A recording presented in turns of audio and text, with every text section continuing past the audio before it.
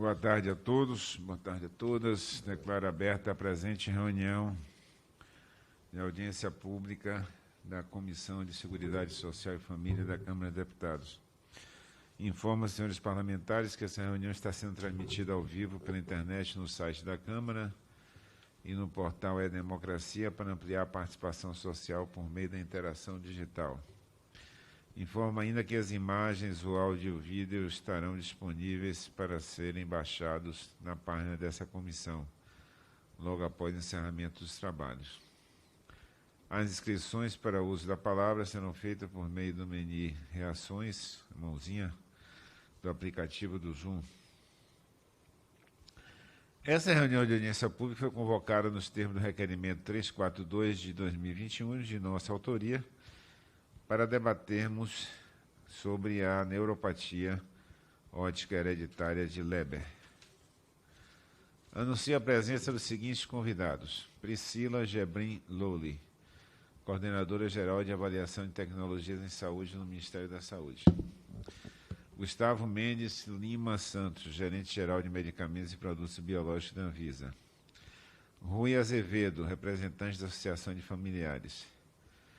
Rubens Belfort, representante da Sociedade Brasileira de Oftalmologia. Juliana Salum, especialista. Mário César Vilhena, fundador do Instituto Reconvexo. E Márcio Ferla, paciente afetado pela neuropatia óptica hereditária de Leber. Comunico aos senhores membros dessa comissão que o tempo destinado a cada convidado para essa exposição será de 10 minutos, prorrogável da juíza dessa presidência, não podendo ser aparteados. Os deputados inscritos para interpelar os convidados poderão fazê-lo estritamente sobre o assunto da exposição pelo prazo de 3 minutos, tendo interpelado igual tempo para responder, facultados a réplica e a réplica pelo mesmo prazo, não sendo permitido ao orador interpelar qualquer dos presentes. Dando início aos trabalhos, passa a palavra por 10 minutos à senhora Juliana Salum.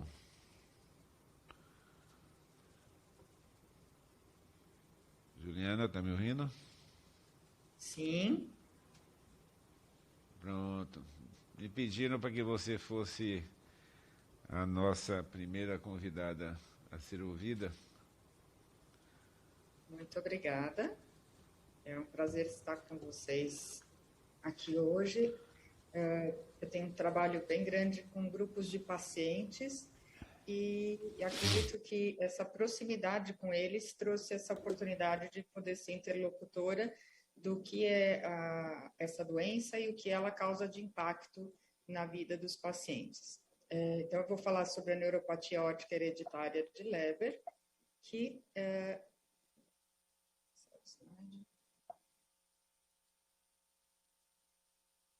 uma doença rara que afeta o nervo óptico e dentro de uma família, ela causa um impacto muito grande, porque podem existir várias pessoas afetadas. Então, apesar de ser uma doença, na verdade, até ultra rara, dentro de uma família ela pode ser muito frequente e trazer muita preocupação, porque o impacto na perda visual é grande. Essa doença foi descrita pelo oftalmologista alemão Leber e ele descreveu mais de uma doença e colocou o nome dele. Uma delas é a maurose congênita de Leber, mas não é dessa que nós vamos falar hoje, tá? Hoje a questão se relaciona à neuropatia óptica hereditária de Leber, que usa a sigla em português NOHL e LHON em inglês, tá?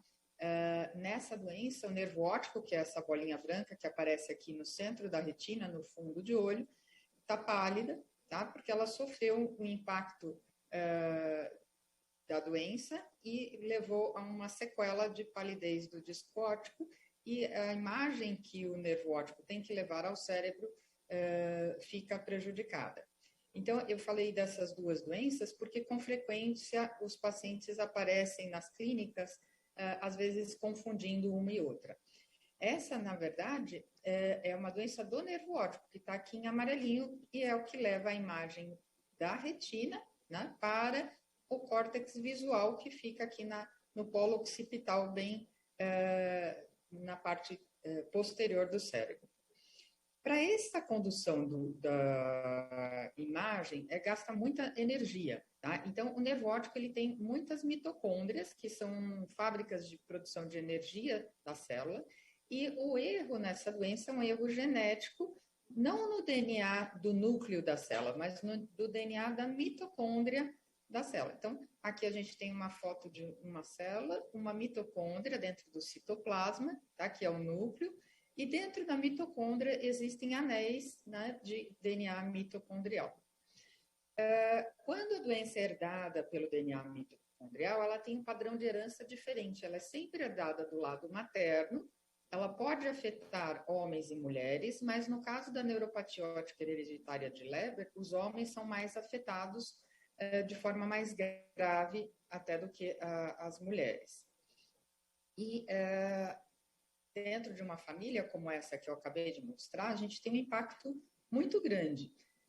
Uma mãe, a Dona Odete, ficou famosa porque ela buscou ajuda de cientistas para tentar esclarecer o que acontecia na família dela. Então, ela juntou um grupo de pesquisa que foi capitaneado pelo professor Rubens Belfort, que está aqui nessa audiência, junto com a professora Solange Salomão e Adriana Berezovski, os três da Escola Paulista de Medicina, e convidaram o professor Valério Carelli e o professor Alfredo Sadum para fazer uma pesquisa e identificar o que estava acontecendo num grande heredograma, né? Esse papel todo aqui era para caber o desenho da genealogia da família da Dona Odete, aonde os homens chegavam aproximadamente na idade de adolescentes, ao redor dos 15 anos, e tinham uma perda visual abrupta. Então, é muito dramática, uma perda muito grave na visão. Em geral, ela é consecutiva, afeta um olho, depois de algumas semanas, o segundo olho é acometido, e a baixa de visão é muito grande, tá? Essa questão da herança mitocondrial, que eu estava explicando, que ela é herdada do lado materno, ela decorre ao fato de, na formação do zigoto, o óvulo entra com seu núcleo, mas o espermatozoide vai entrar com o núcleo, o óvulo com o núcleo citoplasma e o espermatozoide só com o núcleo. Então, se perde o material da mitocôndria do espermatozoide. Com isso, todo o material genético da mitocôndria do zigoto vem do lado materno, tá?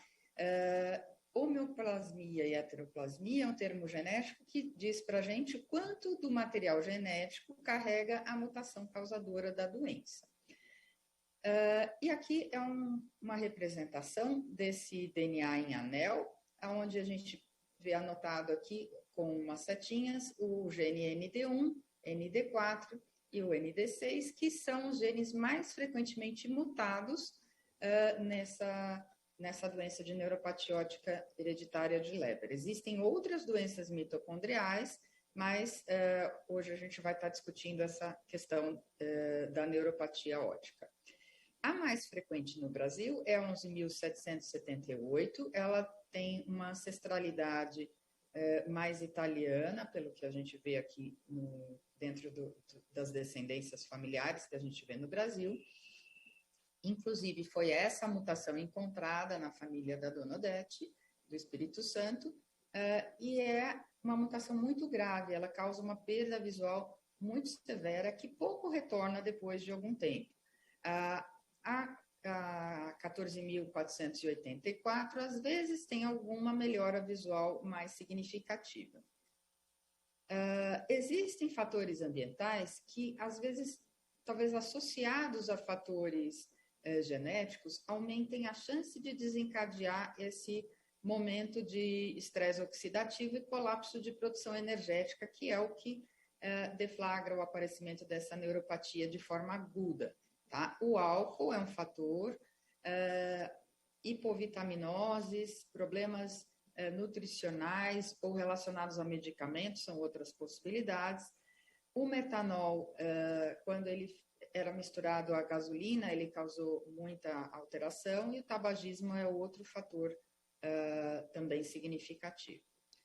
Então, como eu falei, afeta indivíduos jovens com uma perda de visão grave e súbita.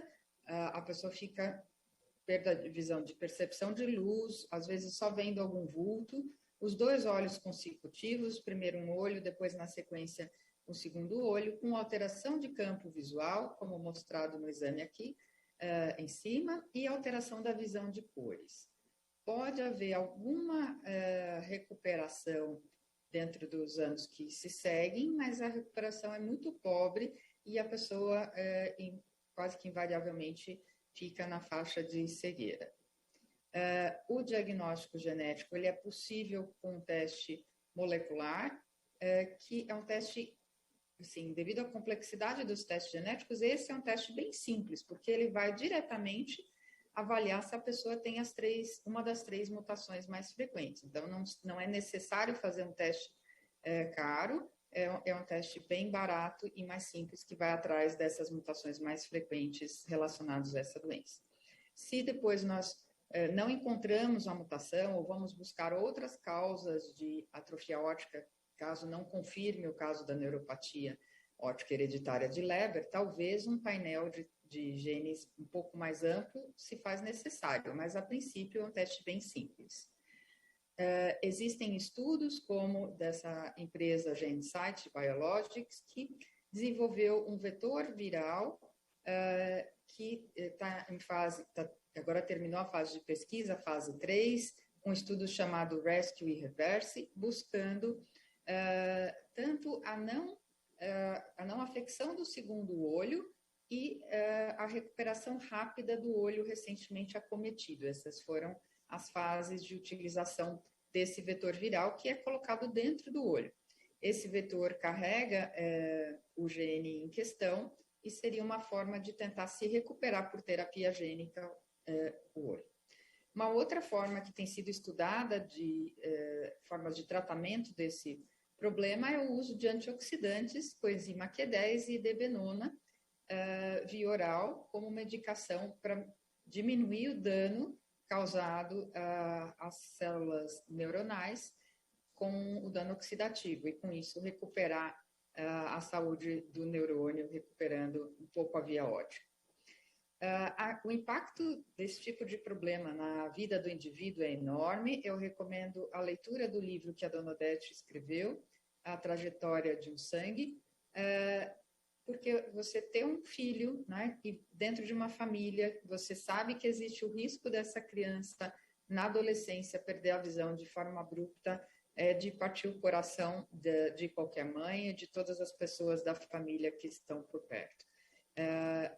Você sabe que na sua família existe o risco de terem outros afetados, você conhece a evolução da doença nas pessoas que já tiveram, que muitas vezes o próprio indivíduo sabe que tem risco de ter uma cegueira, como um tio, como uma tia, né? Menos frequente em mulheres, mas acontece em mulheres também. Então, é uma situação muito dramática. Listei alguns pontos possíveis de atuação para melhora dessa situação. Seria atuar na prevenção com aconselhamento genético e medidas preventivas, diminuindo a exposição a fatores de risco ambientais que agravariam um risco genético, divulgação sobre o problema e ensino para que o diagnóstico seja feito, encurtar a jornada do paciente para o diagnóstico, permitindo testes genéticos, inclusive no âmbito do SUS, para que se possa fazer a identificação correta do diagnóstico. Centros de referência para que possam dar o devido cuidado para esse paciente com uma doença rara, porque tem locais que às vezes não têm experiência de lidar com situações tão raras como essa. E trabalhar, aqui no Brasil a gente tem acesso aos avanços terapêuticos, tanto medicamentoso como terapia gênica no futuro próximo. E isso viria a minimizar o impacto da deficiência visual no indivíduo, na família e na sociedade. Acho que essas são as minhas palavras iniciais para trazer esse grupo para ter um conhecimento básico sobre essa doença que agora vai gerar as discussões subsequentes. Obrigada pela atenção de todos. Muito obrigado. Vamos ouvir agora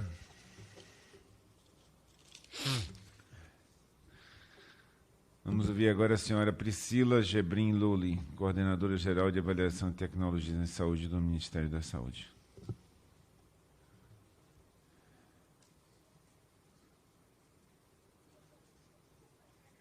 Boa tarde a todos.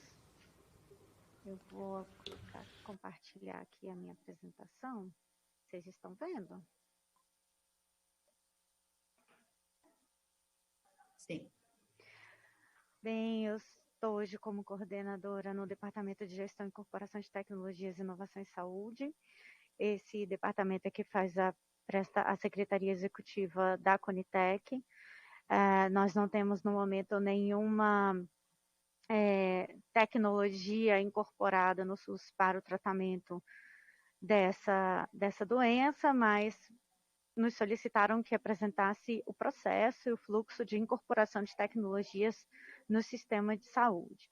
Então, o novo marco normativo para a incorporação de tecnologias no SUS foi em 2011, com a Lei 12.401, que alterou a Lei 8080 e para dispor sobre a assistência terapêutica e a incorporação de tecnologias no SUS. Então, ela criou a Comissão Nacional de Incorporação de Tecnologias no Sistema Único de Saúde, a Conitec. A Conitec é um órgão colegiado de caráter permanente e integrante na estrutura do Ministério da Saúde. O objetivo dessa comissão é assessorar o Ministério em relação às incorporações, exclusões ou alterações no SUS de qualquer tecnologia de saúde, bem como a constituição e alteração de protocolos clínicos e diretrizes terapêuticas. Então, a Conitec, ela não decide, ela não decide pela incorporação, mas ela assessora. Então, ela recomenda a favorável ou desfavorável à incorporação.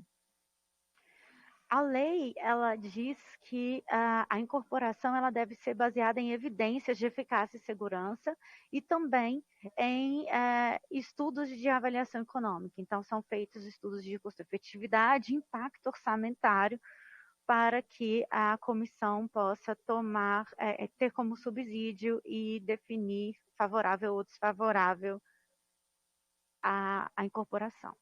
A lei também estabelece que todas as avaliações elas passem por consulta pública necessariamente e o prazo para essa avaliação é de 180 dias, sendo prorrogáveis por mais 90. Além disso, essa lei ela veda o uso de qualquer tecnologia ou a incorporação de qualquer tecnologia sem registro na Anvisa e de procedimentos experimentais. Então, é uma primeira condição para que a Conitec possa avaliar e definir favoravelmente a incorporação. A Conitec ela é composta por um plenário e a secretaria executiva.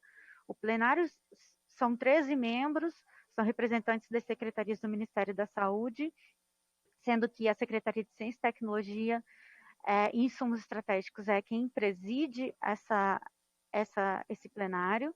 Também tem representantes do Conselho Federal de Medicina, o Conselho Nacional de Saúde, o CONASEMS, o CONAS, a ANS e a Anvisa.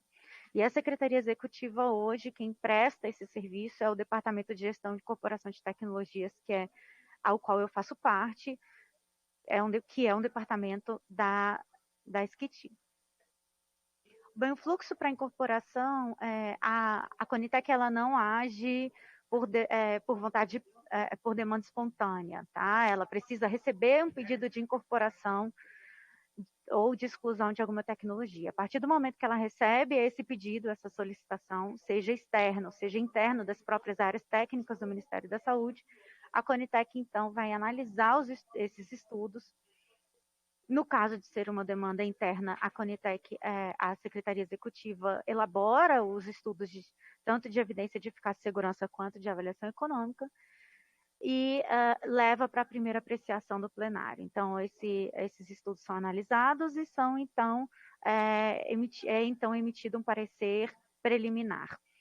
Esse parecer ele é submetido a uma consulta pública e, após o recebimento dessas contribuições da consulta pública, elas voltam para o plenário para uma segunda avaliação e que, diante dessas contribuições advindas da consulta pública, o plenário pode retificar ou ratificar a sua recomendação.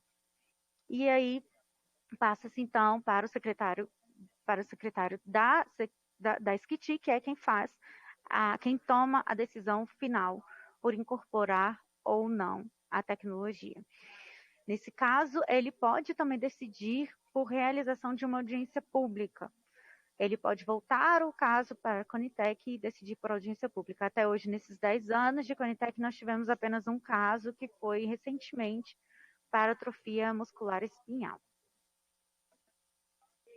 Então, a evidência científica e os estudos de avaliação econômica, todo o processo, desde o início da demanda até a publicação, nós temos um prazo de 180 dias, prorrogável por mais 90, e após isso, a lei também estabelece que tem que ter há um prazo de 180 dias para disponibilização dessa tecnologia no SUS.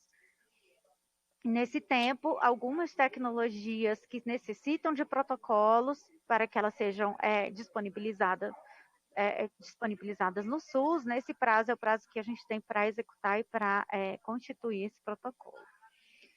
Então, todo esse processo, ele leva em consideração a ATS, que é a avaliação de tecnologias em saúde, que leva em consideração aspectos clínicos, né, eficácia e segurança, a efetividade da tecnologia, também aspectos econômicos, como custos, efetividade, custo-utilidade, custo de oportunidade, impacto orçamentário, aspectos relacionados ao paciente, às preferências do paciente, com o impacto social, a aceitabilidade dessa tecnologia pelos pacientes, a conveniência, aspectos psicológicos. E também em relação a organizacional, né, da incorporação daquela tecnologia. Tanto em relação à difusão, acessibilidade, a logística, a capacitação, a utilização daquela tecnologia nos serviços e a sustentabilidade. Então, todo esse processo, todo o processo de análise, né, toda a análise, ela é compilada dentro de um relatório, que é o relatório de recomendação da Conitec, que leva em consideração todos os aspectos da doença, epidemiológicos, o curso clínico da doença, aspectos da tecnologia e das evidências, evidência clínica, a parte toda de avaliação econômica, e que envolve aí a busca e análise da evidência científica, envolve também aspectos da experiência de uso dessa tecnologia internacionalmente. E essa é a estrutura do relatório. Esses relatórios, eles são avaliados, são realizados de acordo com as diretrizes metodológicas da REBRATS, que é a Rede Brasileira de Avaliação de Tecnologias em Saúde, que tem vários núcleos de avaliação de tecnologias pelo país, então ela compõe esses núcleos, e essas diretrizes, elas estão publicadas no site da REBRATS e passaram por avaliação de especialistas na área de metodologia.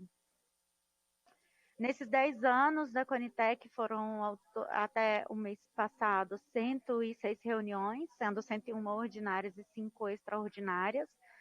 Nós tivemos um total de 946 demandas por incorporação, sendo a maioria delas por medicamentos, 670 foram medicamentos, quase que a totalidade.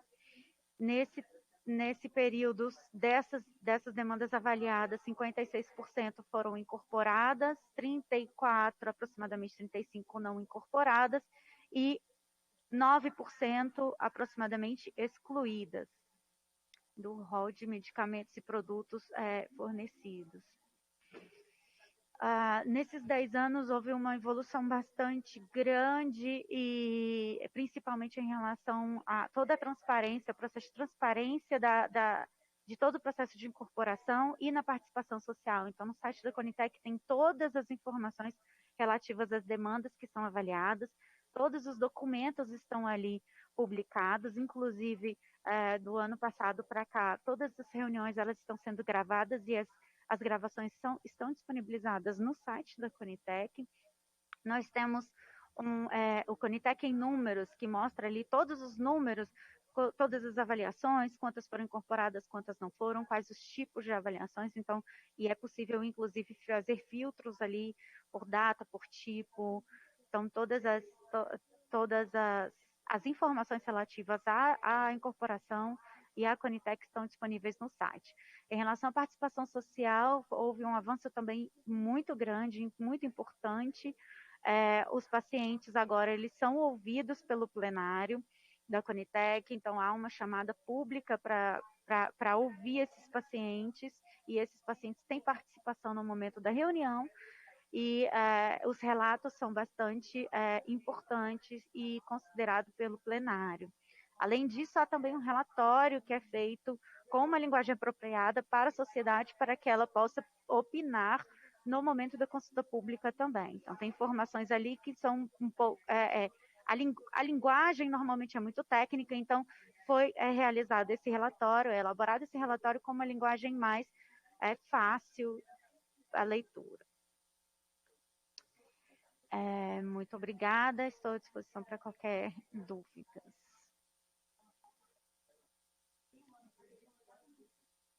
Agradeço a senhora Priscila Gebrim Lully por sua exposição e passo a palavra por 10 minutos ao senhor Gustavo Mendes Lima Santos, gerente-geral de medicamentos e produtos biológicos da Anvisa. Muito obrigado, Gustavo, por estar conosco aqui também. Muito obrigado, deputado Jorge Sola. Muito obrigado a todos pela oportunidade, pelo convite. E o meu foco aqui também vai falar um pouco sobre o papel da Anvisa na disponibilização de produtos, terapias e medicamentos que podem contribuir no desenvolvimento da saúde, especificamente nesse caso dessa doença. É importante ficar claro que hoje, no momento, a gente não tem nenhum produto registrado na Anvisa com uma indicação específica para essa doença, e não temos solicitação também. A gente sabe de algumas substâncias que podem ser potencialmente utilizadas, mas não existe nenhum pedido junto à Anvisa. E aí, na minha apresentação, eu vou compartilhar minha tela aqui, mas o objetivo é justamente mostrar para vocês a importância e o que exatamente a Anvisa faz para que se possa ter esses produtos disponíveis na terapêutica. A Anvisa é uma agência reguladora que foi criada em 1999 com o objetivo de proteger e promover a saúde da população. E dentre os suas diversas atribuições, nós temos uma atribuição que é a de conceder registro para medicamentos e produtos sempre que comprovada a eficácia, segurança e qualidade. E esse é um tripé super importante para nós, porque qualquer produto que vai ser disponibilizado para uma população, doenças raras, doenças que são frequentes, prevalentes, esse produto precisa comprovar esse pilar de eficácia, segurança e qualidade. E aí, isso independe da fase, né? Nesse slide vocês veem aqui um pouco sobre o que é o desenvolvimento do medicamento, desde o momento em que ele é idealizado, em que ele é pensado como uma possível tecnologia que possa contribuir para a terapêutica. Isso a gente chama tanto da fase de descoberta quanto da fase pré-clínica, em que se tem a caracterização da molécula quanto à sua toxicologia, quanto aos seus potenciais efeitos. Mas a Anvisa, especificamente, atua no caso do desenvolvimento clínico de medicamentos quando existem estudos que são conduzidos aqui no nosso país. Sempre que um estudo tiver por objetivo o registro de um medicamento junto à Anvisa ou a comprovação da sua segurança, eficácia e qualidade para que possa eventualmente ser aprovado pela agência reguladora em população brasileira, a Anvisa precisa aprovar previamente esse estudo. E nós sabemos que a pesquisa clínica, que é o que chamamos, ela é composta de diferentes fases, né? Temos didaticamente divididas em 3 fases, mas a gente sabe que cada fase tem a sua importância para mostrar aspectos distintos da segurança e da eficácia. A fase 1 é uma fase inicial, é a primeira vez que vai se testar em humano, então é preciso ter certeza de que a dose que vai ser utilizada e os efeitos colaterais que pela primeira vez vão ser observados estão muito bem controlados para não causar qualquer risco na pessoa. A fase 2, que nós chamamos de exploratória, onde se busca definir a melhor relação dose e resposta. Ou seja, a gente sabe que para qualquer tratamento farmacológico é preciso sempre se ter a menor dosagem com a melhor resposta. Porque a gente sabe que quanto mais a gente expuser pessoas a substâncias, mais a chance de efeitos colaterais e efeitos tóxicos. E a fase 2 busca justamente avaliar isso. E a fase 3, em que a gente tem a confirmação. A gente chama a fase 3 de confirmatória, porque a gente já envolve milhares de pessoas e busca uma abordagem estatística que traga representatividade para que se possa chegar a uma evidência de que o produto realmente funciona e é seguro. Quando a gente fala de doença rara, nem sempre é possível falar de fase 3, já que nem sempre temos milhares de pessoas acometidas, mas as fases dos estudos são importantes porque a gente precisa ter certeza de que o produto realmente é eficaz e não vai causar nenhum risco para a população. Depois que esses estudos terminam, é que a Anvisa avalia esse medicamento para uma eventual aprovação. E aí a gente tem diversos aspectos que são importantes na hora de se fazer essa avaliação. Na parte da Gerência Geral de Medicamentos e Produtos Biológicos, nós temos 2 aspectos principais, que é a tecnologia farmacêutica e a eficácia e a segurança. Qualquer produto que vai ser disponibilizado em grande escala para a nossa população e que vai ser industrializado para a nossa população, ele precisa cumprir com esses critérios de qualidade farmacêutica e de tecnologia farmacêutica no que diz respeito à produção. Então, nós precisamos saber que equipamentos são utilizados para produzir esse medicamento. Esses equipamentos podem oferecer algum problema ou algum ponto crítico de desvio que possa gerar alguma preocupação?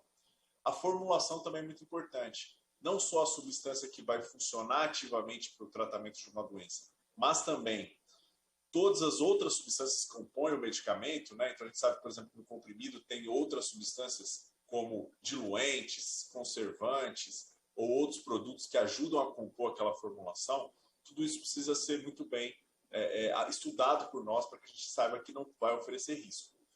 E qualquer lote que vai ser produzido e disponibilizado para as pessoas, para os pacientes, precisa passar por um rígido controle de qualidade. Os testes de controle de qualidade são testes que precisam ser demonstrados para a Anvisa, que mostram que o produto tem pureza,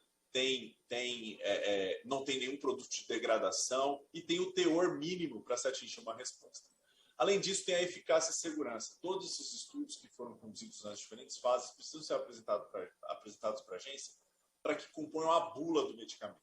A bula é o documento aprovado pela agência reguladora para que se possa ter clareza sobre quais os estudos que subsidiam a eficácia e segurança e quais as possíveis reações que foram observadas nos estudos. Então, é fundamental que esses estudos sejam públicos, sejam disponibilizados para a agência reguladora na sua integridade, para que a gente possa gerar a bula e a bula possa informar tanto os prescritores quanto os pacientes. Além disso, nós temos outros aspectos de avaliação importantes, por exemplo, a farmacovigilância. Nenhum medicamento industrializado pode ser disponibilizado com autorização da Anvisa sem um plano de farmacovigilância. O que é farmacovigilância? O produto, quando é usado na vida real, ele precisa ser monitorado. É preciso ter certeza de que as reações adversas ou os efeitos adversos que ele vai causar vão ser devidamente reportados e investigados. Porque pode ser que no uso na vida real haja situações diferentes dos estudos clínicos que precisam de uma investigação, precisam de um olhar criterioso. E é por isso que nós cobramos, como agência reguladora, dos laboratórios um plano de farmacovigilância e também trabalhamos na conscientização das pessoas, dos pacientes, dos prescritores, para que notifiquem eventos sempre que observarem situações que não estão esperadas ou descritas na bula.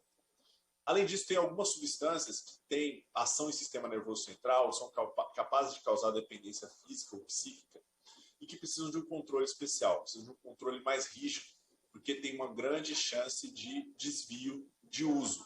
Então, é por isso que nós temos um sistema de controle de substâncias que estão sujeitas a controle especial e qualquer dispensação de medicamentos desse tipo precisam de um acompanhamento muito rigoroso. E, por fim, nós temos a Gerência Geral de Inspeção e Fiscalização. A Gerência Geral de Inspeção e Fiscalização é responsável por garantir que o local que vai fabricar esses lotes, o laboratório, a fábrica, que pode ser no Brasil ou pode ser no exterior, vai cumprir com os critérios rigorosos de produção no que diz respeito ao sistema de controle de qualidade, a robustez do processo produtivo, e qualquer desvio que acontecer, que pode acontecer, a gente sabe que o desvio, o erro é possível. O que não pode acontecer é o laboratório não estar preparado para tomar as medidas corretivas necessárias, né? Então, é preciso ter um controle rígido de qualquer mudança e, caso haja qualquer problema, o rápido recolhimento dos lotes para que a gente não ponha em risco as pessoas que vão utilizar esse medicamento.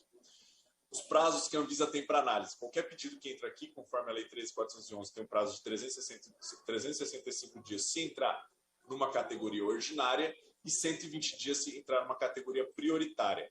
E o que são essas categorias prioritárias? Primeiro, doença rara. A Resolução 205 determina que doenças que afetam de 65 indivíduos em 100 mil até 65 indivíduos em 100 mil, essas são consideradas doenças raras. É por isso que temos um procedimento especial em que a gente prioriza e tem o prazo de 60 dias para se manifestar e 40 dias para caso haja exigências ou necessidade de esclarecimentos. Temos outras situações também de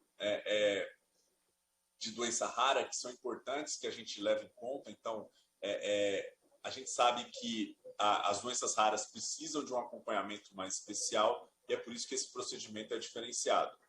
E é por isso que a gente tem buscado estimular sempre ensaios, pesquisas, e a gente tem permitido que doenças que se enquadram nessa situação possam ser debatidas conosco de maneira bastante célere.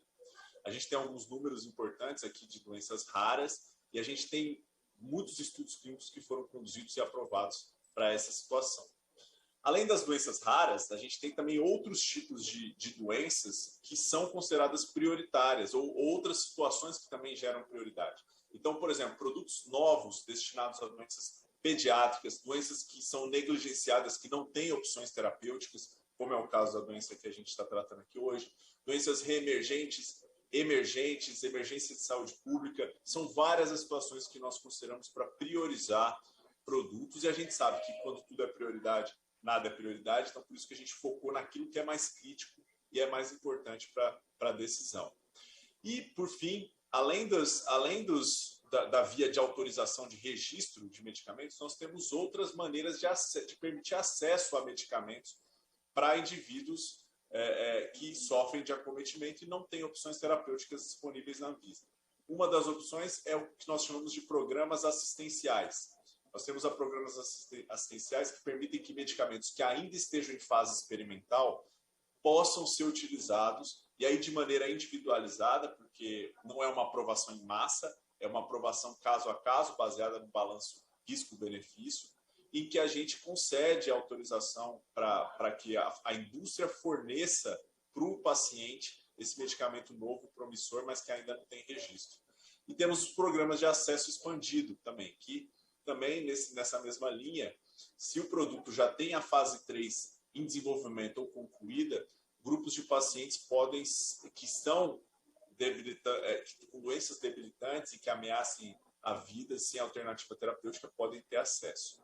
É por isso que a gente tem um fluxo especial para isso, segundo a Resolução 38 de 2013, e que a gente já concedeu vários acessos quando a gente tem produtos experimentais. Para terminar minha apresentação, gostaria de dizer que a colaboração entre a Anvisa, a Associação de Pacientes, a Câmara dos Deputados, que tem feito um trabalho exemplar no acompanhamento das ações dos órgãos, como a Anvisa, a gente tem buscado sempre ser muito transparente nas nossas ações, permitir troca de informações, controle social de prazos e aprovações. A gente estimula as associações de pacientes e as pessoas que acompanhem nas nossas páginas todos os tempos e prazos para análise. E aqui eu deixo os links para acesso dos medicamentos registrados, as bulas dos medicamentos e todas as informações que nós consideramos importantes para que as pessoas possam saber e acompanhar nosso trabalho. Muito obrigado. Muito obrigado, Gustavo. Vamos passar agora a palavra ao senhor Rui Azevedo, representante da Associação de Familiares. Um prazer ter você aqui, Rui. Uma palavra, por 10 minutos. Deputado Jorge Sola, prazer a todos os participantes que fizeram uso da palavra até então. Eu quero aqui estender os meus cumprimentos para toda a comunidade de afetados por Ion e seus familiares espalhadas pelo Brasil inteiro. Eu quero dizer que eu sou médico também, eu sou médico cirurgião, trabalho em pronto-socorro aqui no interior da Bahia, na cidade de Guanambi, e quero contar um pouco aqui, não a minha trajetória enquanto médico no enfrentamento desse problema, mas na situação e na condição de pai. Então, eu tenho 3 filhos homens, né? O Augusto, o Heitor e o Arthur, sendo que o Augusto é o mais velho dos 3. E o ano passado, no início da pandemia, em março de 2020, nós somos surpreendidos numa noite, quando o Augusto nos liga que não estava conseguindo visualizar um filme. Ele se encontrava em São Paulo. Augusto, há cerca de 4 meses, havia concluído os seus estudos universitários, ele tem 29 anos, na Universidade Federal da Bahia. Ele é formado em Ciências Políticas e é sociólogo. E ele me diz isso, e como ele era portador, sabidamente, de ceratocone, nós relacionamos essa situação a ceratocone. Mas, imediatamente, pedi a ele que, no dia seguinte, procurasse uma assistência médica em São Paulo para que pudesse reavaliar a ceratocone dele. Aí começou a peregrinação. Na verdade, o Augusto foi de um médico para outro, de um especialista para outro. Depois de procurar 7 profissionais, olha que o Augusto é usuário de plano de saúde e estava na maior cidade da América Latina, mas teve toda essa dificuldade. Ele chegou, por fim, à doutora Juliana Salum, depois de 7, que nos deu o prazer de falar conosco essa tarde. E a doutora Juliana fez a suspeita de neuropatia de Leber e pediu a ele que realizasse o teste genético e encaminhou para um outro profissional. Augusto se dirigiu, portanto, a uma dificuldade muito grande para fazer o teste genético, que não foi possível fazer pelo plano de saúde. É um exame extremamente caro, né? Nós conseguimos fazer com um preço um pouco mais acessível através do laboratório da USP. E esse exame foi encaminhado para os Estados Unidos e demorou 90 dias para que o resultado chegasse. Nesse ínterim, Augusto procura um outro profissional que indica para ele o início de uma medicação, que é a Idebenone, e agora eu tenho aqui informação do Dr. Gustavo que não há solicitação de registro na Anvisa para uso para neuropatia de Leber. No entanto, a gente precisava, a partir daí, conhecer um pouco a doença. Eu entro de peito aberto, entro com toda a vontade para entender um pouco dessa doença, de onde veio, como que veio. E então, assim, não era ignorância da minha parte enquanto médico, porque eu conto na história que pelo menos 6 profissionais oftalmologistas foram vistos antes e não se levantou a suspeita até aquele momento de neuropatia de Leber. Estudando e conhecendo a doença um pouco mais, eu procuro saber de onde que ela tinha vindo. E aí pego um pouco da carona também, doutora Juliana, quando disse que veio da Itália, né? E identifico que o ramo da ascendência da minha sogra teria vindo de uma parte da Espanha. Provavelmente desembarcaram em Salvador, de Salvador foram para a Chapada Diamantina e chegaram aqui até a nossa região centro-sul da Bahia, na cidade que eu moro, de Guanambi. Essa é um pouco da trajetória que a gente consegue identificar. A partir daí também a gente começa a entender toda a parte hereditária da transmissão da doença, né? E é um impacto muito grande na família, não tem nenhuma dúvida quanto a isso. A mãe, sobretudo, né, que quando ela toma conhecimento de que ela é a transmissora da mutação genética, né, e o nosso filho tem a 11778, é claro que isso mexe de uma forma muito profunda na parte emocional de todos nós, né? E uma das coisas que a gente percebe, e isso aí eu pude perceber assim que fui colocado no grupo de pais e familiares, que também tem alguns pacientes nesse grupo, observando a demanda, as angústias, os sofrimentos de todas aquelas pessoas, começo a pensar na minha cabeça, bom, e aí, enquanto pai, enquanto profissional de saúde, que é que eu posso fazer para tentar ajudar essa comunidade? E começo a pensar um pouco nisso. As dificuldades que o meu filho teve para realizar o exame, que é o teste genético que define a sua condição. A questão da dificuldade para encontrar a assistência, mesmo sendo usuário de plano de saúde.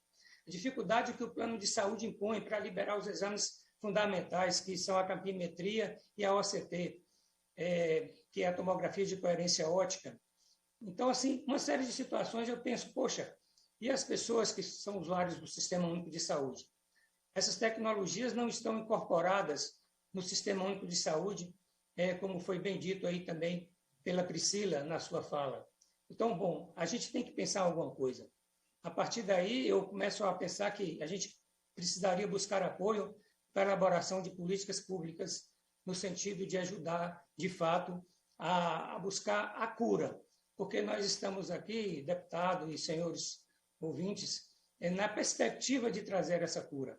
E a gente tem essa luz ela é através da terapia gênica, que a doutora Juliana já falou. Eu tive a oportunidade de ler dezenas de artigos falando sobre a terapia gênica, e aí, assim, a gente, de fato, precisa fazer com que a nossa Conitec possa incorporar, né, a terapia gênica ao alcance de todos no Sistema Único de Saúde aqui do Brasil. Esse SUS, que é tão fundamental, se mostrou tão importante nesses últimos 2 anos, sobretudo, na condução, no acesso à população brasileira na pandemia da Covid-19. Portanto, esse impacto mexeu muito conosco. Eu conheci a história, por exemplo, do Cleiton, um paciente que chegou a passar, deputado, para você ter ideia, visitar 51 profissionais de saúde no Brasil. No 51º, ele encontrou uma solução e um caminho para o diagnóstico da sua doença. Isso é uma situação muito complicada. Tem 20 anos que o Cleiton passou por isso, mas aconteceu. Quero dizer também que, nessa perspectiva de que os filhos homens, eles manifestam muito mais, a nossa angústia pelo fato de termos 3 filhos homens era ainda maior, né? A gente sabe que os filhos homens que são portadores, todos serão portadores da mutação genética, se a mãe transmite para todos. No entanto, todos não manifestam porque não é uma doença de penetrância completa, ela é de penetrância completa. Então, portanto, o genótipo ela não vai definir o fenótipo de todas as pessoas que são portadoras.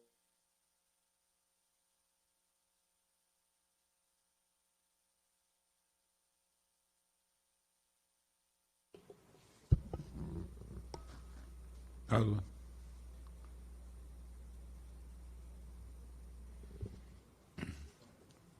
Parece que o doutor Rui Azevedo teve algum problema de conexão aí.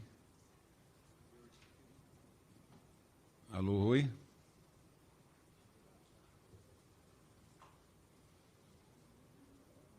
Aparentemente ele ainda está conectado aqui, mas...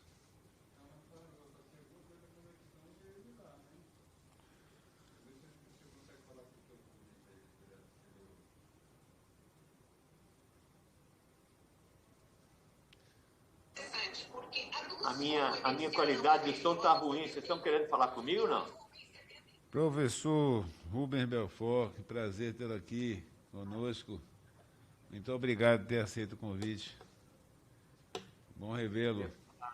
Deputado Jorge Sola, eu lhe conheço desde muito tempo antes dessa legislatura e eu aprendi nesses anos todos a lhe respeitar e lhe querer muito, como exemplo de médico inovador, gente que o Brasil precisa na área da saúde, deputado. Doutor Sola, que bom tê-lo aí.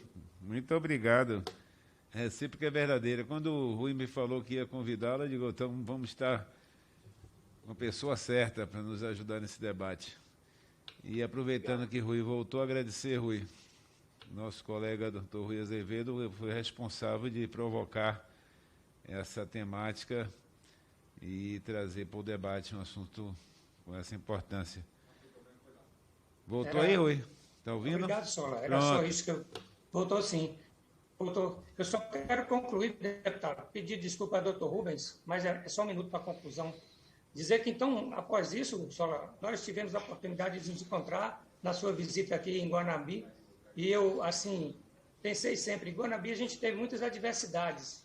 Aqui nós dizíamos que era a cidade dos ventos, e dos ventos nós transformamos em energia eólica. Nós temos uma das maiores partes de energia eólica e solar da América Latina. Então eu disse, bom, essa tempestade que se abateu sobre nós, ela pode se transformar em energia também, para que a gente possa buscar soluções para essa comunidade de afetados pela neuropatia. Então, deputado, eu tive essa oportunidade, a ousadia de conversar com Vossa Excelência, que aí sensibilizou-se com a nossa situação, com a situação dos afetados e dos familiares.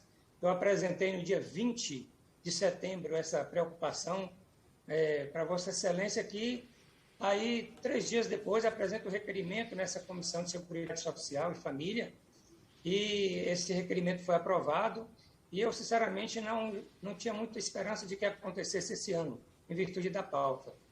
Mas, para nossa felicidade, está acontecendo aqui no dia de hoje, no dia 4 de novembro, e eu espero que, a partir de então, a gente tenha a possibilidade de transformar isso em políticas públicas efetivas para a comunidade de afetados, que possam minorar o sofrimento tanto deles quanto dos familiares da neuropatia óptica hereditária de Leber. Muito obrigado. Desculpe aí pelo entreveio.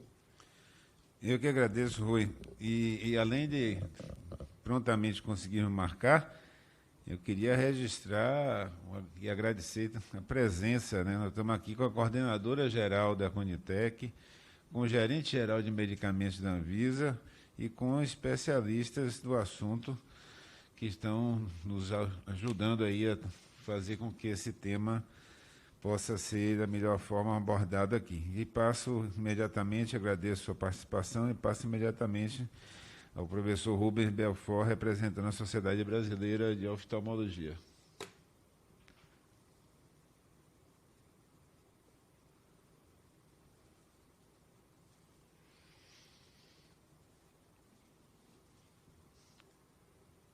Professor Rubens.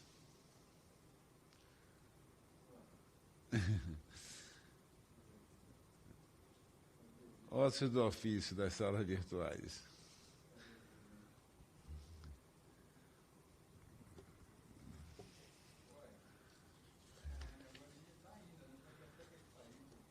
A gente pode chamar, então, o Mário César Vilhena e encerra depois com o professor Rubens Belfort, pode ser? Mário César está aqui. Márcio Fela. Desculpe. Porque tem o Mário César Vilhena e tem o Márcio Fela. O Mário César não estou achando aqui. Então vamos ao Márcio? Pode ser, Márcio? Pode ser, pode ser. Pronto, a bola é sua. Muito obrigado por participar conosco. Estão me ouvindo? Estamos ouvindo alto e claro, Márcio. Depois de você, sua participação, a gente vai ouvir o doutor Rubens. Tá bom. Bom, senhores deputados, senhoras deputadas, demais participantes e todos aqueles que nos assistem, muito boa tarde. Eu gostaria de, inicialmente, não posso deixar de fazer isso, saudar a nossa matriarca na luta contra essa doença, a senhora Odete Mosquen, do Espírito Santo, já citada pela doutora Juliana, uma grande guerreira, incansável nessa busca aí de um tratamento para os familiares dela e, consequentemente, para todas as pessoas afetadas com a neuropatia óptica hereditária de Leber.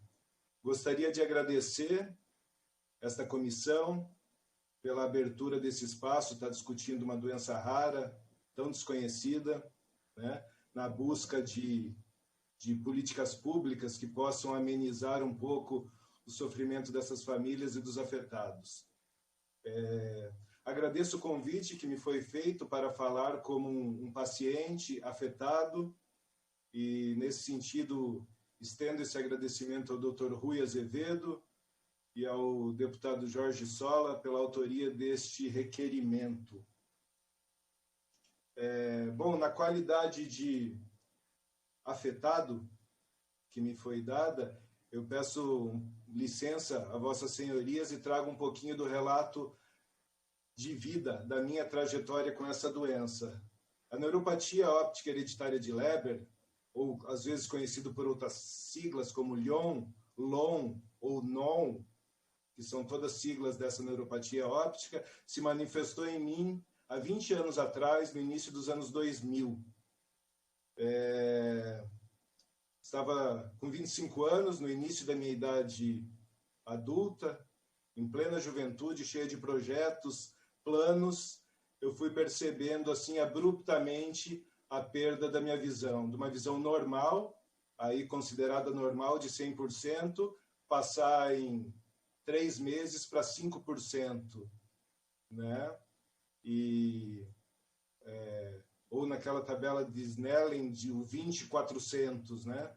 Então, isso foi muito traumático, tanto para mim como para minha família.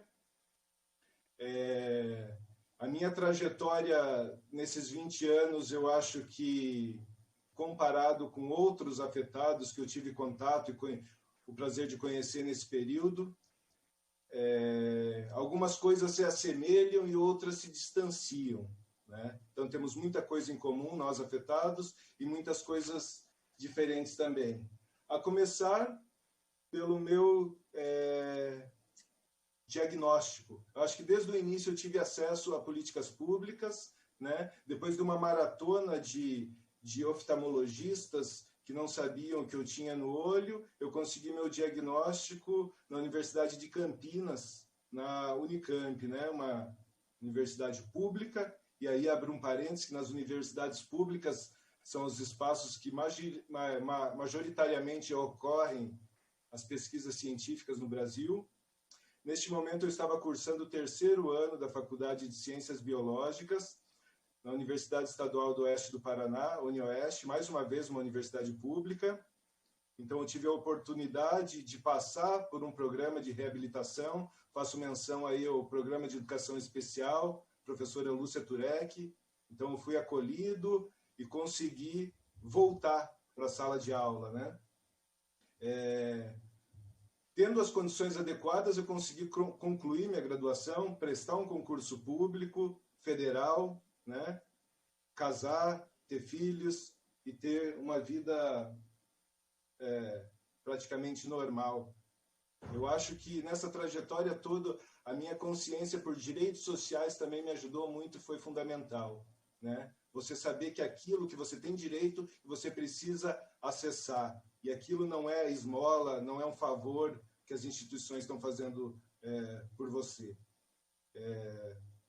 Mas não é a realidade de todos os afetados. Eu tenho contato com muitos afetados, então eu trago também um pouco das dificuldades que nós afetados passamos. A começar pelo diagnóstico, né? Já foi relatado aí a dificuldade de diagnóstico. O normal de um afetado pela neuropatia óptica hereditária de Leber é passar meses ou até anos perambulando de oftalmo em oftalmo sem saber o que ele tem, né? Isso, além de despesas, boa parte dos afetados são famílias de baixa renda, então, sem contar as despesas de viagem, ter que se deslocar para um lugar, para o outro, alimentação, o sofrimento emocional é muito grande, que você não sabe o que tem, né? Quando fecha o diagnóstico, para confirmar, precisa fazer um exame genético, um exame de DNA mitocondrial, que a maior parte dos planos de saúde não cobre, o SUS não cobre, e é um exame caro, custa aí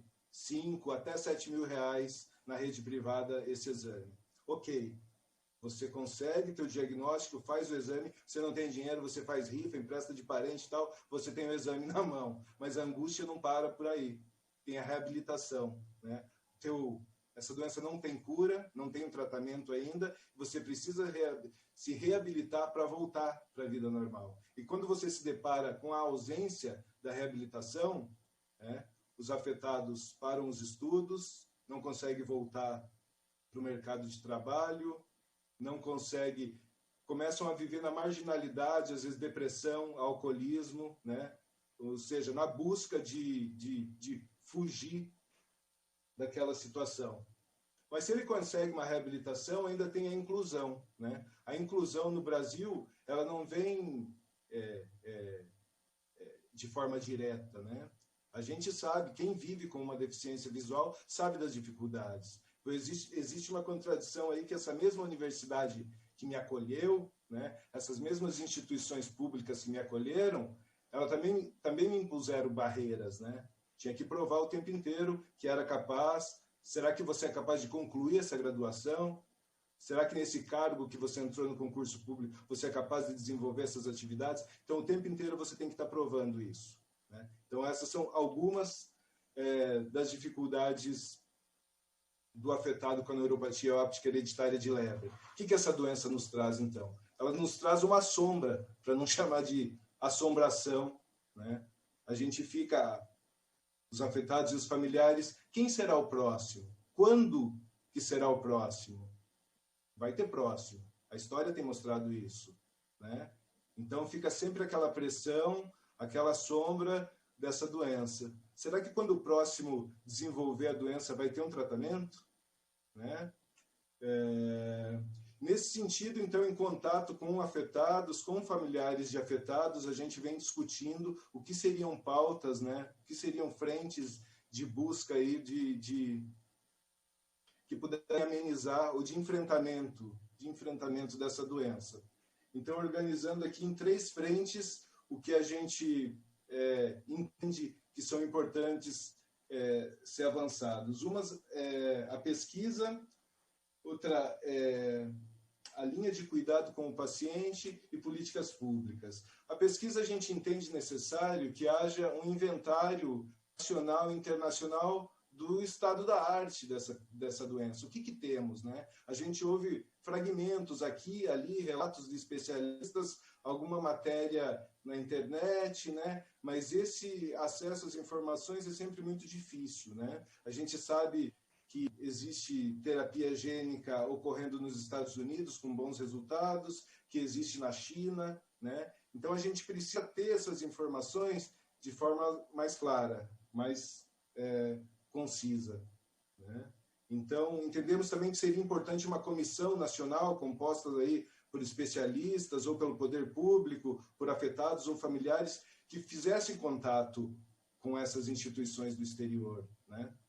Para tentar, ou numa parceria, trazer essas tecnologias para o Brasil, ou que levasse grupos de brasileiros para o exterior. A gente tem o caso da Argentina, que foi um grupo de 10 pessoas fazer um tratamento de terapia gênica na China, né?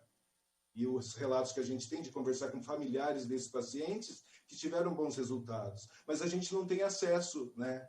A gente sempre para nessa questão dos acessos, da informação mais clara. Então, entendemos que essa Comissão Nacional seria interessante. Tecnologias também assistivas, né? Inteligência artificial e outras tecnologias que possam ajudar aí na acessibilidade da pessoa afetada pela neuropatia óptica hereditária de Leber. E para tudo isso, a gente precisa de um financiamento robusto,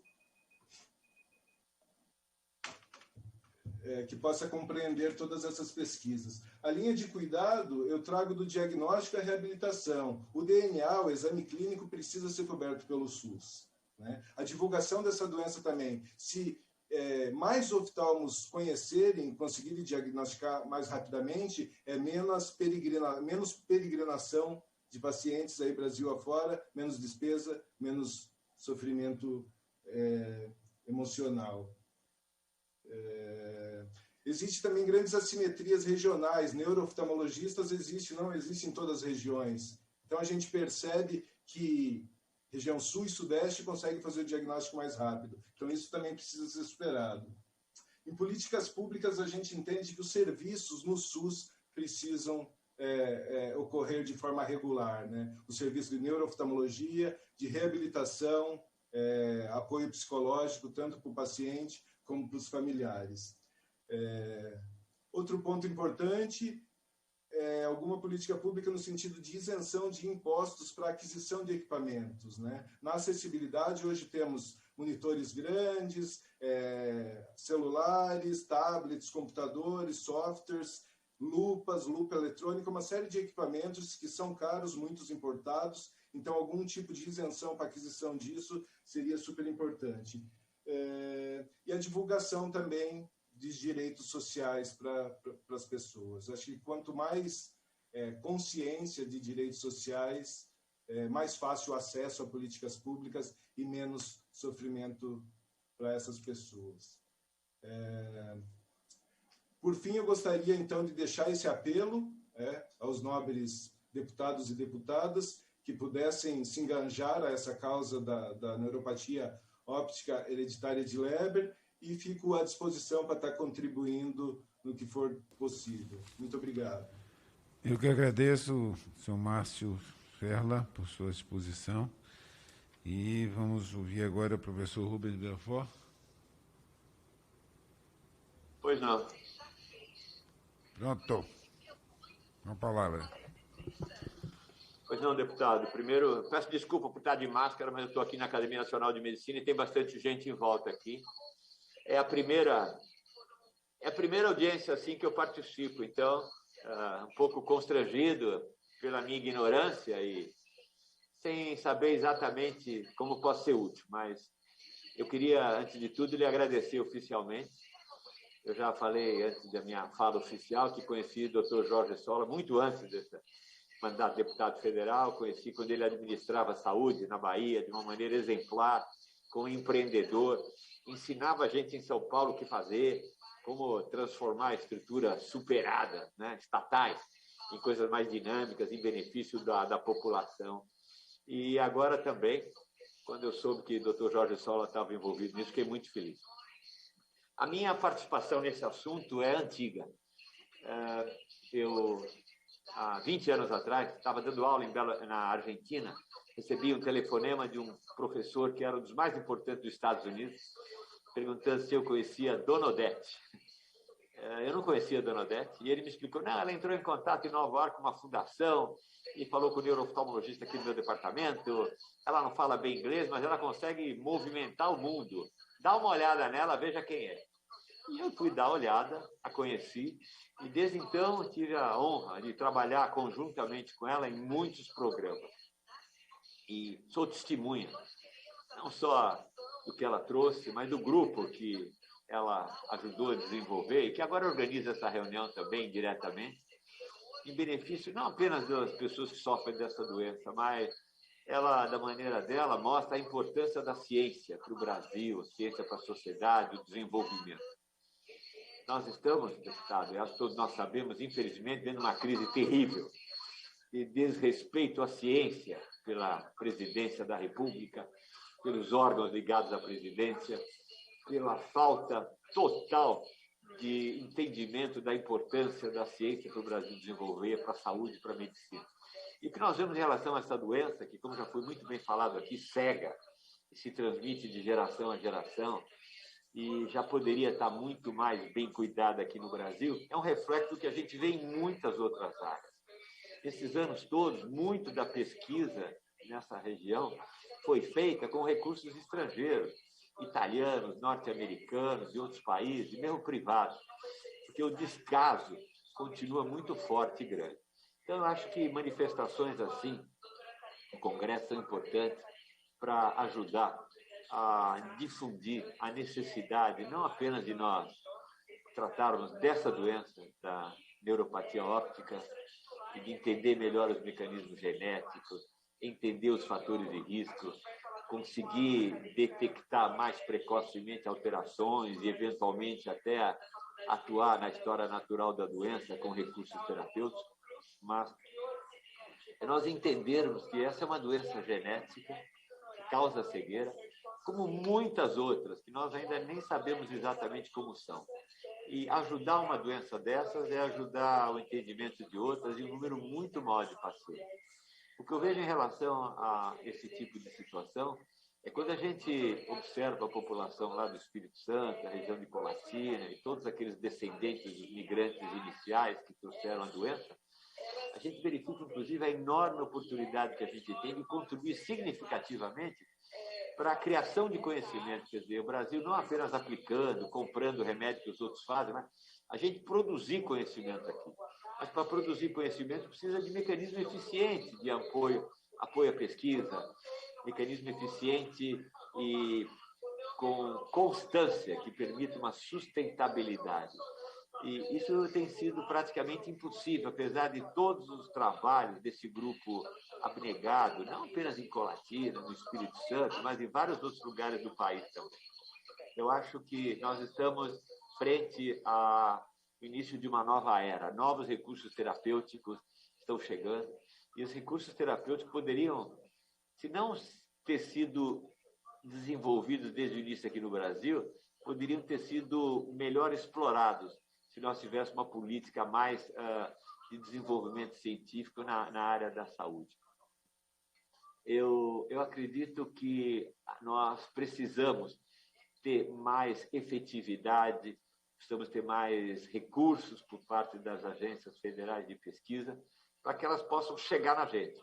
Eu não estou criticando o CNPq, não estou criticando o Ministério da Ciência e Tecnologia, mas eu estou criticando a falta de recursos que faz com que no CNPq, no Ministério da Ciência e Tecnologia, acabe não tendo recursos para doenças extremamente importantes como essa.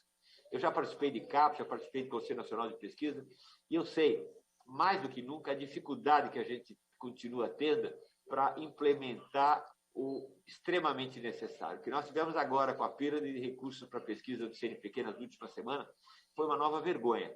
E não adianta a gente querer consertar esse problema que nós estamos conversando agora na audiência pública sem entender que isso decorre de um descaso muito maior. E é por isso que a gente precisa realmente ter reuniões desse tipo, precisa conseguir aprender a ter uma voz única, uma voz forte para combater as trevas. Né? Trevas, aqueles pacientes que com essa doença de repente ficam cegos, mas também as trevas na sociedade que impedem esse desenvolvimento. Eu estou às ordens. Quem eu sou? Eu sou o Rubens Belfort, eu sou professor da Universidade Federal de São Paulo há meio século, sou membro da Academia Brasileira de Ciências e ocupo atualmente a presidência da Academia Nacional de Medicina. Em todas essas instituições, em todas essas sociedades científicas, SBPC, a gente clama pela mesma coisa. Acho que está na hora do Congresso Nacional investir mais e apoiar mais a sociedade científica e ser menos político eleitoral, menos político demagógico e pensar mais em programas de Estado. Né? Muitíssimo obrigado, deputado Jorge Sola, pela oportunidade de eu participar aqui. Nós que agradecemos, professor Rubens. Prazer tê-lo conosco aqui, contribuindo para esse debate. Nosso próximo e último convidado é o Mário César Vilhena. Mário César Vilhena é fundador do Instituto Reconvexo, afetado de Lyon desde 2012. Mário. Parece que saiu. Bom. Tem algumas perguntas que chegaram aqui, né? E enquanto eu recebo as perguntas, só aproveitar a deixa aí do professor Rubens, que botou a bola aí para a gente chutar. Com certeza nós precisamos ter ações que possam, né, contribuir para o desenvolvimento científico na área de saúde no nosso país. Não apenas no que diz respeito às doenças relacionadas aí no âmbito da oftalmologia, não apenas em relação à neuropatia hereditária de Leber, mas, em geral, nosso investimento em ciência e tecnologia ele é muito pequeno e, nos últimos anos, tivemos perdas substantivas de orçamento. Inclusive, há poucos dias, esse Congresso aqui aprovou um remanejamento orçamentário que retirou um valor extremamente importante do orçamento do Ministério da Ciência e Tecnologia. E nós precisamos criar oportunidades para apoiar a pesquisa e desenvolvimento científico, produzir conhecimento e também criar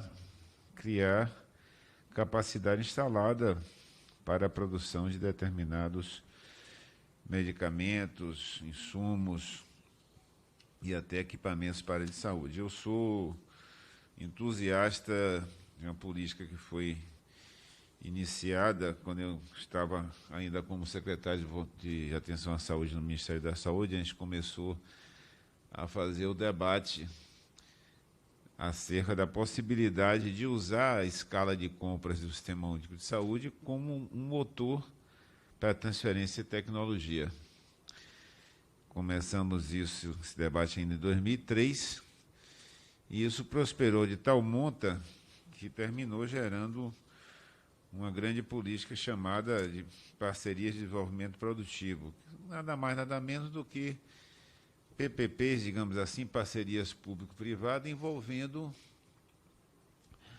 uma empresa que tem a patente, que tem a tecnologia, e em vez de o SUS apenas ser um comprador desse medicamento, ou no caso depois também vacinas, em vez de ser um mero comprador, associar a capacidade de compra do SUS à transferência de tecnologia para que pudéssemos criar capacidade instalada para a produção nacional.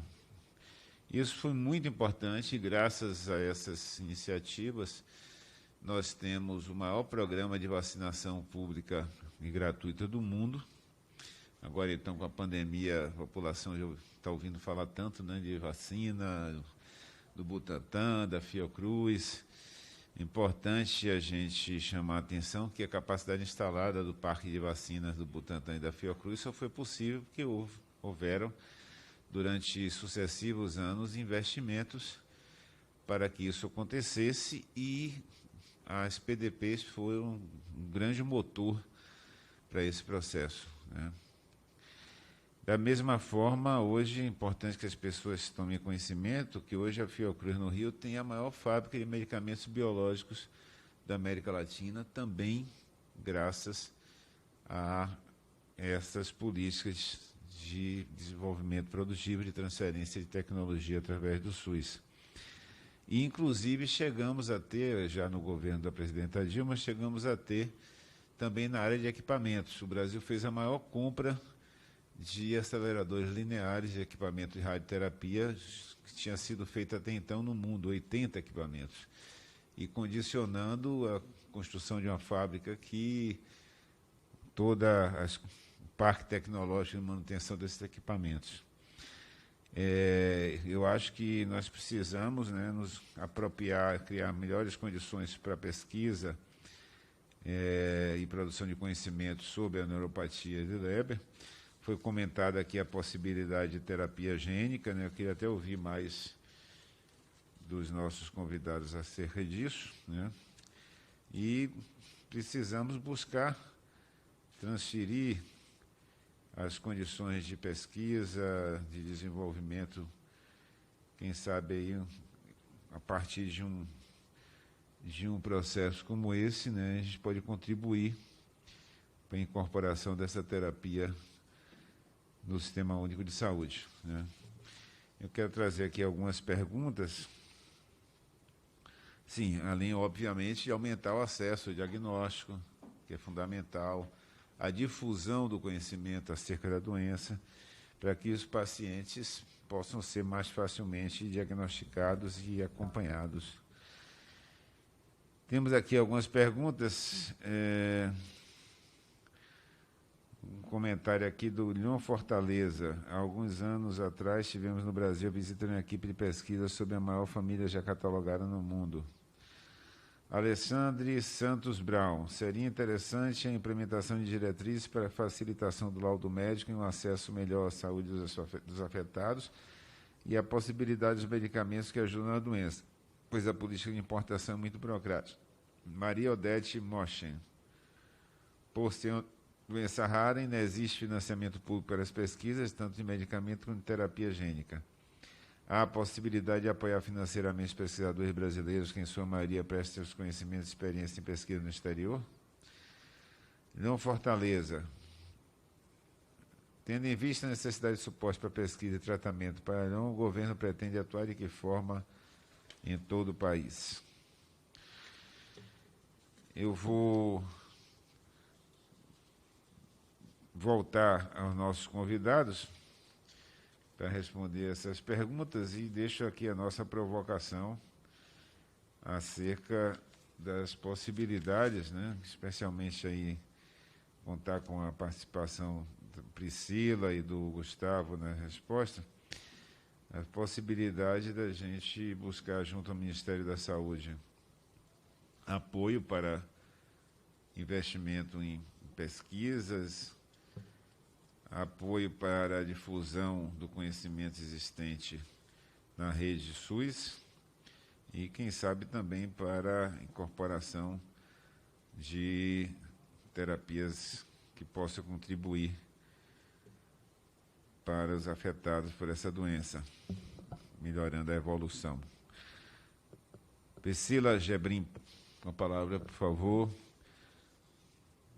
Eu pediria, Priscila, se você pudesse já fazer também suas contribuições e, a princípio, também as considerações finais, mas, se houver necessidade, a gente tem tempo para poder ainda retornar a algum comentário que você precise fazer posteriormente, tá? Tá bom, deputado, muito obrigada. Sim, o Ministério tem linhas, tem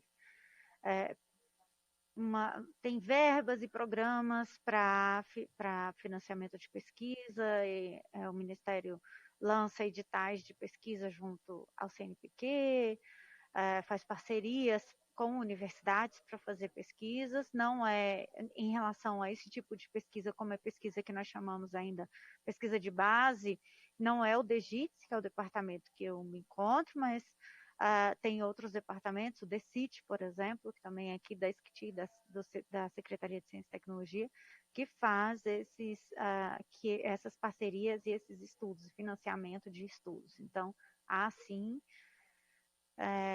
em relação ao que poderia fazer para impulsionar, né, no caso, a incorporação de novas tecnologias, e aí realmente a gente precisaria primeiro dessas tecnologias terem registro, como eu disse, a gente, para a incorporação, a Lei 12.401, ela diz que as tecnologias elas precisam ter registro na Anvisa, ou os procedimentos eles não podem ser considerados experimentais, então tudo que tiver já disponível pode sim ser solicitado para incorporação, desde que tenha o registro. Até o momento não temos nenhuma demanda de nenhum tipo de tecnologia ou de nenhum tipo de teste diagnóstico, por exemplo, né, que foi citado aí o teste genético, mas não temos nenhum pedido, nenhuma solicitação até o momento de avaliação desses testes, e há a possibilidade disso ser solicitado. Então, tendo todos os critérios básicos que a lei exige, a Conitec pode avaliar sem nenhum problema. Queria dizer que o Ministério tem feito vários estudos, inclusive a Conitec tem feito vários estudos junto às outras entidades, a outros órgãos internacionais, inclusive de avaliação de tecnologias, a respeito da avaliação como um todo, né, para as doenças raras. E temos também várias outras ações aqui relativas a isso, pois a gente entende que é uma deficiência geral, né, tanto em relação às tecnologias que são ofertadas, em relação à assistência. Então, há sim essa preocupação. A Conitec também tem esse cuidado, e eu queria dizer que estou muito obrigada, agradeço pela participação nessa audiência aqui hoje, e estamos aqui sempre à disposição. Qualquer um que quiser tirar alguma dúvida, a gente está aqui, entra em contato pelos nossos canais de comunicação. Obrigado, Priscila. Vou chamar aqui agora, que retornou para participar conosco, o nosso outro convidado, o Mário César Vilhena. Mário. Boa tarde, deputado, muito obrigado pela oportunidade. Eu cumprimento a todos e todas, principalmente esta casa muito importante para a democracia no Brasil, Começo pedindo desculpas, eu tive um problema de conectividade, minha internet caiu. Vou me apresentar, meu nome é Mário César Vilhena, eu sou presidente do Instituto Reconvexo, eu sou um homem branco, de barba, eu estou com cabelo castanho e atrás de mim tem uma parede de ladrilho marrom. Para quem não enxerga, a autodescrição é muito importante. O Instituto Reconvexo ele foi criado em 2014 para ajudar pessoas que sofrem com essa doença, que agora todos podemos entender um pouco melhor, principalmente com os relatos dos acometidos e familiares e com o relato da doutora Juliana, né?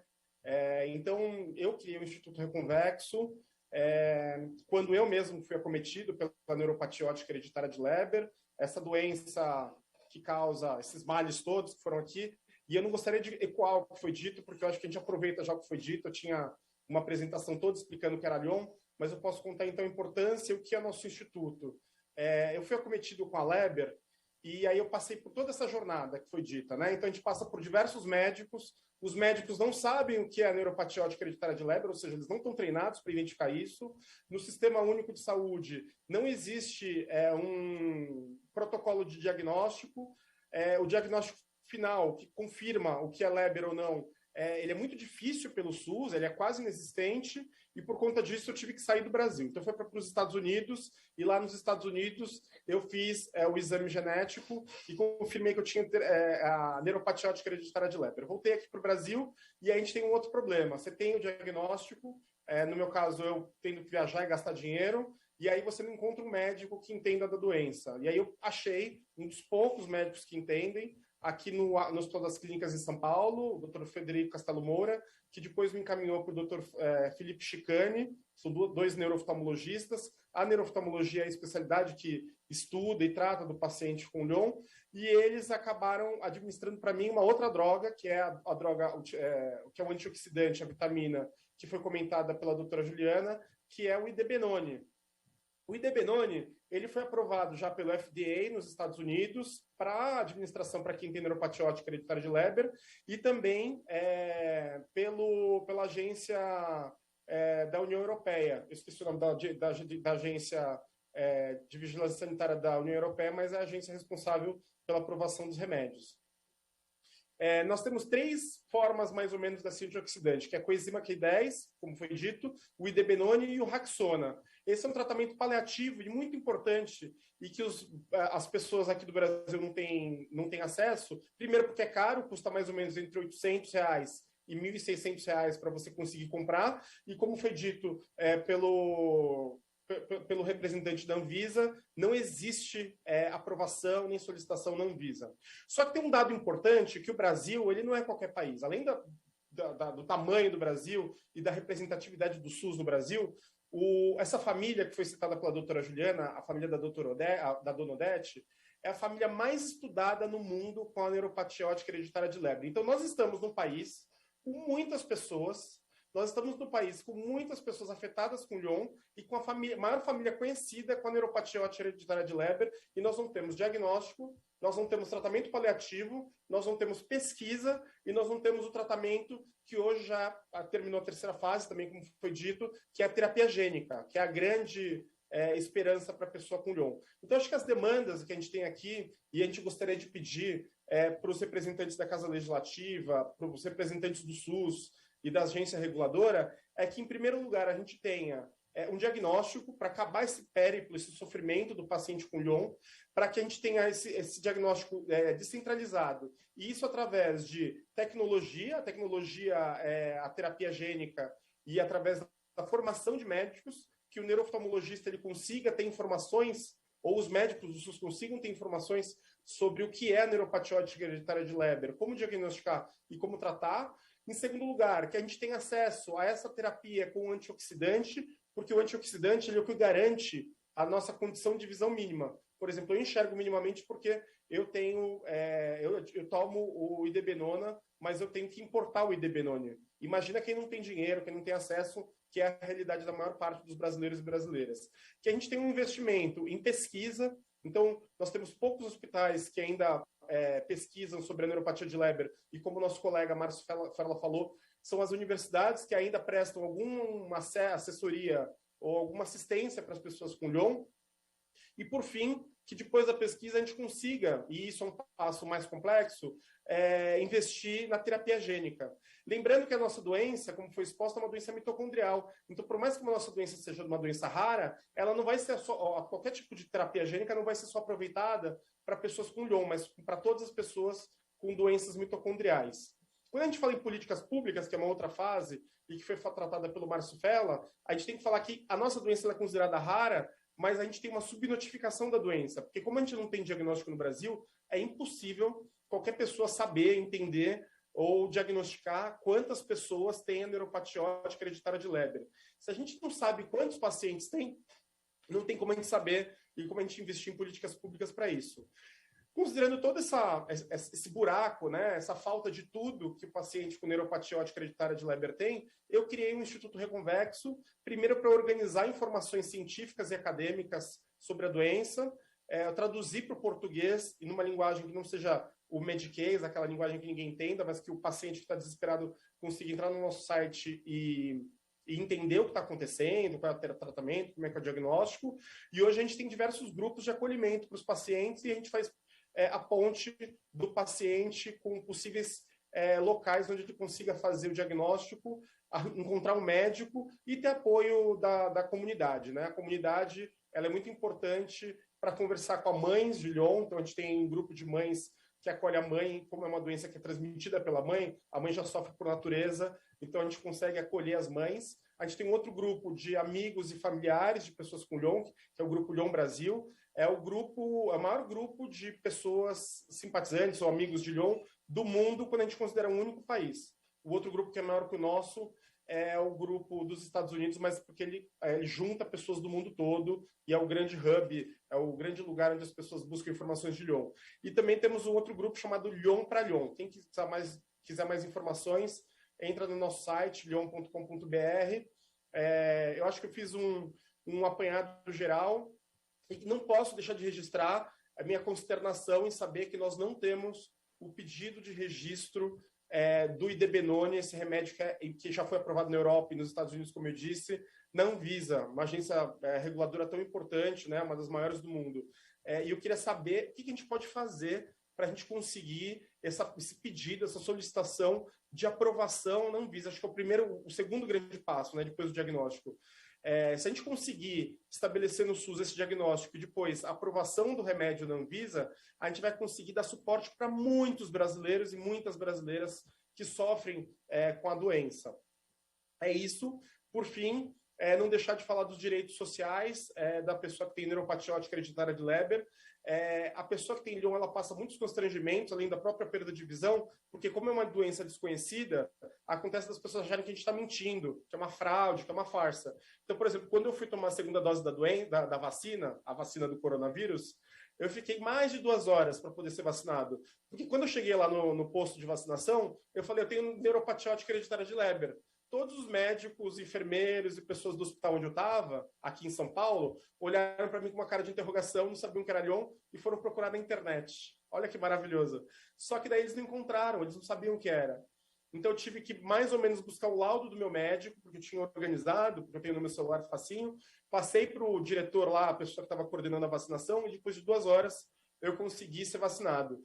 Esse exemplo é para mostrar que isso acontece no trabalho, no ônibus, no metrô, no hospital, e para comer no restaurante, no shopping center, na rua. Isso é muito drástico e muito grave. Então, acho que, mais uma vez, agradecendo a iniciativa do deputado, queria falar que é muito importante, o senhor é uma pessoa que vai ser reconhecida pela nossa comunidade, nós não devemos deixar de reconhecer a oportunidade que a gente tem para discutir esse tema e colocar e reiterar todos os pedidos que foram feitos aqui, desde o diagnóstico até o tratamento paliativo, o tratamento definitivo com a terapia gênica, até a reabilitação e as assistências sociais e os direitos sociais da pessoa com neuropatia de Lyon. Muito, muito, muito obrigado. Eu permaneço à disposição e peço mais uma vez desculpa por ter caído na hora da minha fala. Muito obrigado, eu que agradeço ao Mário César Vilhena. E retomando, né, a sequência, vamos ouvir novamente a participação do senhor Gustavo Mendes, gerente da Anvisa. Gustavo.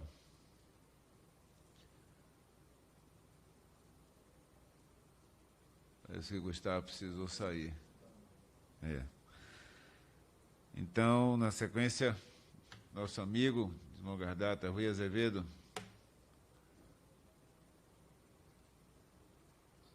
Gustavo retornando, a gente chama ele novamente. Sola, eu quero aproveitar a oportunidade para poder, mais uma vez aqui, agradecer imensamente pelo espaço que foi aberto, né? Primeira vez que a doença ela é discutida a nível de Congresso Nacional, a nível da Câmara dos Deputados. Então, nós temos convicção agora de que a doença teve a sua visibilidade colocada para que a população pudesse acompanhar os interessados nessa patologia. E isso é um primeiro passo.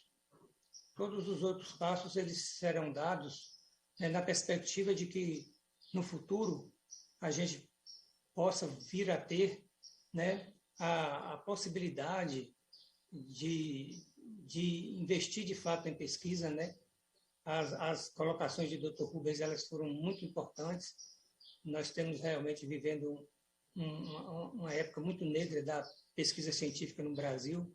As universidades, os hospitais universitários têm passado por dificuldades muito grandes, mas como nós temos esperança, nós lutamos por essa esperança, a gente acredita que, a partir de hoje, nós podemos começar a traçar uma perspectiva para que os portadores de Lyon, e como foi dito aí, outras doenças mitocondriais outros pacientes com doenças mitocondriais poderão ser beneficiados assim que a gente puder ter essa terapia gênica bem disponível.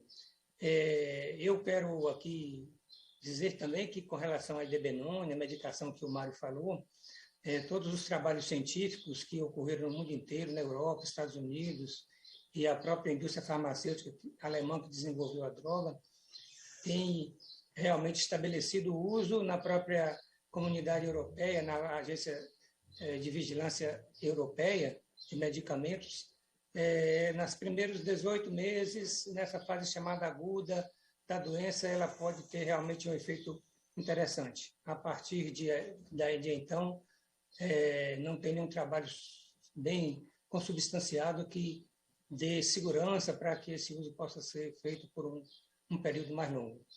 Então, nós temos que ter isso muito claramente. E a solicitação do registro na Anvisa, pelo que eu entendi, o doutor Gustavo colocou, as fases são essas mesmo.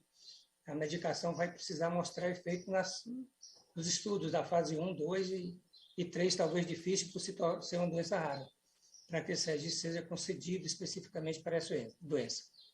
E para terminar, doutor Sola, eu não sei exatamente se eu consegui transmitir assim, todo o meu sentimento enquanto pai pela situação que o meu filho passou, mas às vezes eu me enveredo assim pelo lado de produzir alguns poemas, alguns trechos, algumas poesias, e eu me relembro de um fato que aconteceu quando o Augusto, após 4 meses, ali no auge de 5 meses na pandemia, sem poder voltar, sem ter avião, sem ter ônibus, nós sem podermos nos dirigir até São Paulo, porque não tínhamos também hotel. Quando ele retorna à Bahia, a primeira coisa que ele pede é para voltar para o sítio, para poder passar uns dias no sítio, sair da angústia que ele vivia. Nós tivemos uma experiência lá que eu também não consegui muito transformar isso, dizer isso em muita coisa, mas eu disse um poema, eu transformei num poema, e esse poema é pequenininho, eu gostaria de que todos prestassem atenção mais um minutinho só. E é o seguinte: como está a lua hoje? Como está a lua hoje, pai? A frase brotou da sua voz enquanto estávamos nós no mês de agosto sob o céu. Não pude conter o véu das gotas que molharam os olhos meus.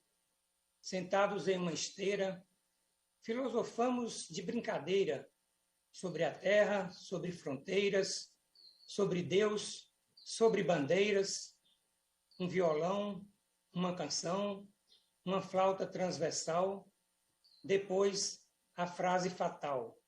Como está a lua hoje, pai? Eu calado disse um ai.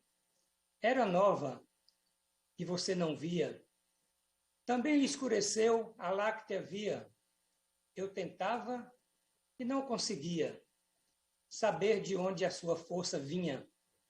Ainda sorrindo, me dizia que tudo de belo já vira, e na reviravolta de uma agonia, a imagem não sumiria, e na mais pura zombaria, solou Assum Preto, que mais bonito cantou quando a luz se apagou. Depois, uma afinada Ave Maria, meu coração não aguentou mais. Como está a lua hoje, pai? Obrigado, deputado. Eu que agradeço, Rui. Juliana. Juliana já teve que sair também, né? Então, vamos ouvir agora o Márcio Ferla. Depois a gente encerra com o professor Rubens. Márcio. Deputado Jorge Sola, eu gostaria novamente de agradecer a oportunidade de ter nos acolhido aqui, aberto esse espaço para a gente estar discutindo para o Brasil inteiro a neuropatia óptica hereditária de Leber. Tentei relatar na minha fala que um afetado com a neuropatia óptica hereditária de Leber, um afetado, que é assim que nos chamam, assim que a gente nos chama, mesmo tendo um comprometimento severo da visão, consegue ter uma vida digna, autônoma, independente e uma atividade social normal. Mas essa vida digna e autônoma que eu me refiro, ela pode ser facilitada, dificultada ou até ausente, a depender das políticas públicas que esse cidadão tem acesso. Então, eu confio muito nessa casa, confio muito nas políticas públicas, eu acho que esse é o caminho. A gente tem uma grande esperança aí na terapia gênica, que já está ocorrendo em outros países. A gente precisa fazer essa terapia gênica chegar no Brasil, ou levar pacientes brasileiros para participar de ensaios clínicos lá fora, né? Então, essa é uma grande esperança, a gente conta com essa casa. Eu não sei com os encaminhamentos dessa audiência, como é que vai ser, se vai ser formado algum grupo de trabalho para sistematizar algum texto ou os encaminhamentos dessa reunião, mas eu espero que não pare por aqui, não pare no dia de hoje essa nossa relação, essa nossa parceria. Muito obrigado a todos que nos assistiram e eu fico por aqui. Professor Rubens, com a palavra. Obrigado, Márcio.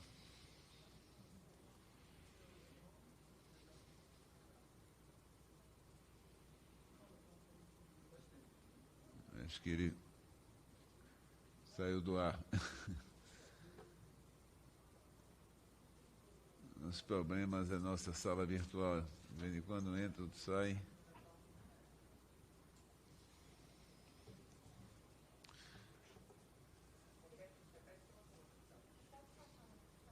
Oi?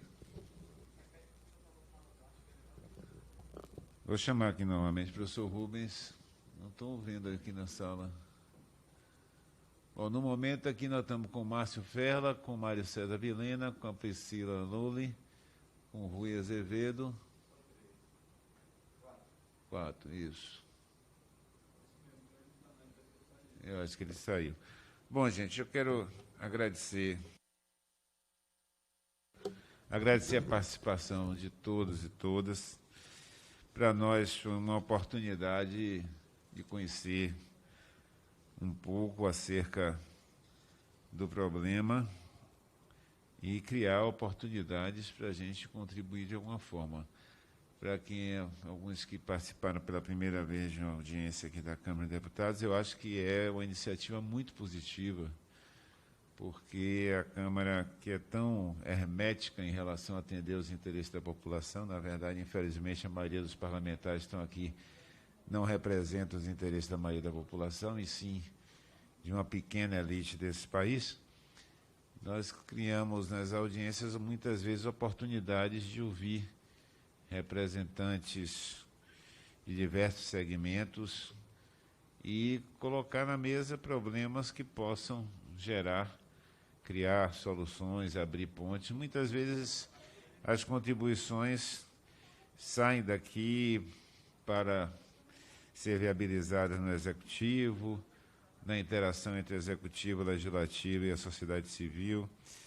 Então, é muito interessante esse espaço para que a população possa, através de representantes, de usuários, de pacientes, de profissionais, trazer questões para o debate aqui na Câmara Legislativa.